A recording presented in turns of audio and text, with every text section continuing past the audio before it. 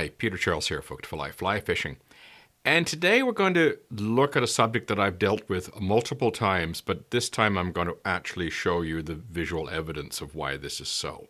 And what I'm talking about is that these very short Skagit heads, like the Airflow Scout, are actually, in fact, the belly sections of Scandi multi-tip lines. And if we think of them as the belly section of a Scandi multi-tip line, that drastically changes the way we assess the weight of the system.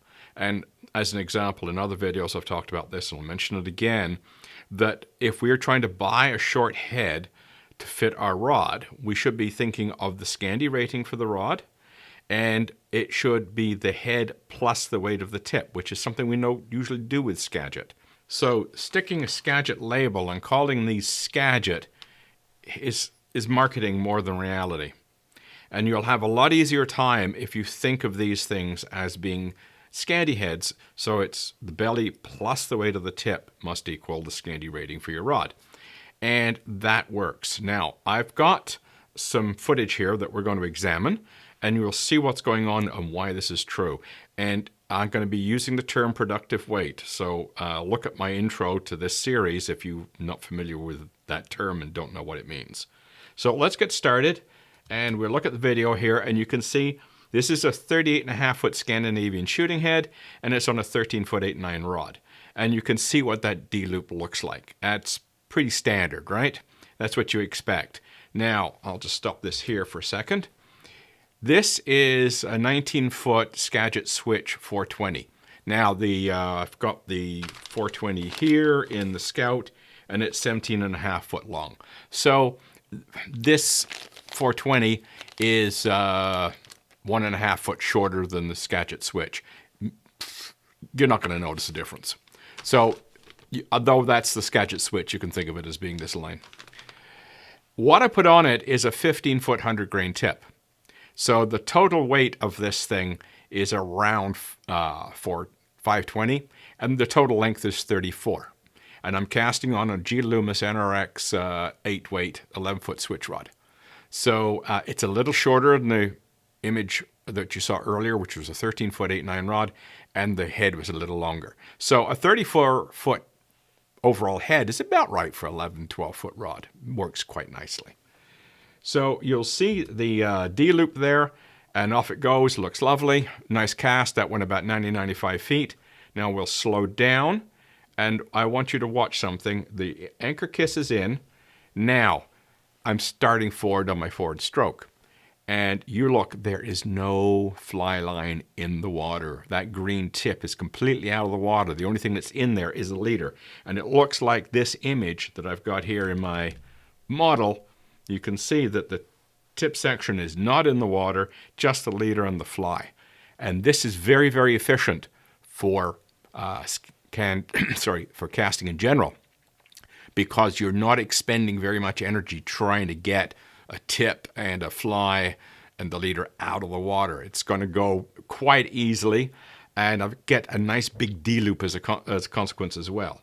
So we'll just let that roll forward. And you can see as it's coming off. Now, at this point, my forward stroke is finished. The rod is unloaded. It's sending the line on the way. And I just want you to look how little line there is down here. Just a tiny little bit of line. All the rest of it is up here, and that's productive weight. That weight was being used to load the rod. And it's just this little bit down here that didn't contribute anything. That is so different from regular Skagit casting, where you can have the entire tip in the water and it's unproductive weight, plus a chunk of the bottom of the D-loop, which is unproductive weight.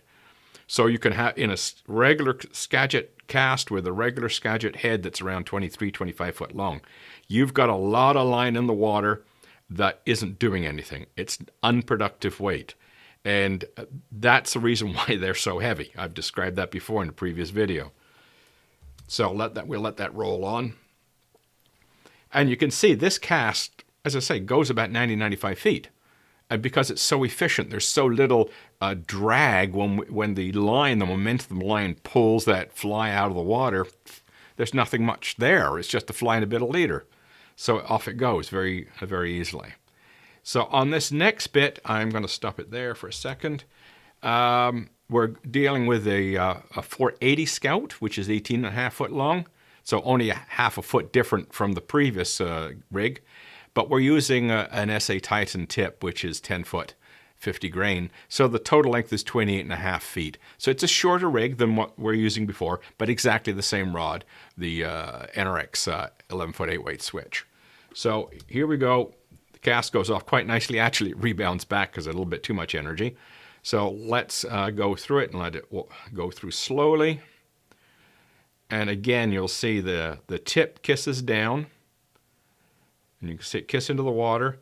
And then as it rolls forward, right at that point, I'll stop it. That's where the tip joint is. Right up in the air. So that means a lot of that tip is productive weight. And in fact, there's no tip in the water. You can't see the tip. It's the intermediate tip. It's hard to see, but there's no tip in the water at that point. So it's a much more efficient cast than when you have a lot of sink tip left in the water. And there I've circled the belly to sink tip joint so you can see it easily. And that's at the point where it unloads. And you compare this to a standard Skagit head, the belly to sink tip joint's in the water. So that's what it looks like when we compare the two. And there's the reason why I don't think of these short heads as being Skagit heads. I think of them as Scandi belly sections that we add a sink tip to, or a floating tip. And just to make it a little bit more evident, I've put a red line in to show where the tip went. So I'll just stop that for a second. All of this is productive weight because the rod is at the instant of unloading where I stop this. Only this little tiny little bit here is unproductive weight, and it's not in the water. The leader continues on down over here.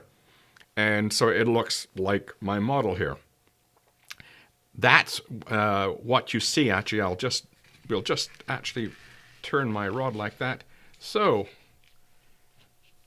that is actually what's going on at that moment. And I'll just put a little point on that. There we go. That looks exactly like that cast, doesn't it? So that's what's happening. At the point the rod is unloading, it's just the fly and a bit of the leader in the water. And virtually all of it's productive weight. So I can't emphasize more strongly that when you're setting out to buy one of these short heads and you want to use it, yes, you can cast it Skagit style, leaving the sink tip in the water. It's possible. And it will work. It will go out. You'll make a cast out of it. You'll get a fishable cast. But that's not the way to get the best out of them. Rather, think of them as Scandi bellies. Put a tip on it, add the total weight together, make sure it equals the Scandi rating for your rod, and these things really fly.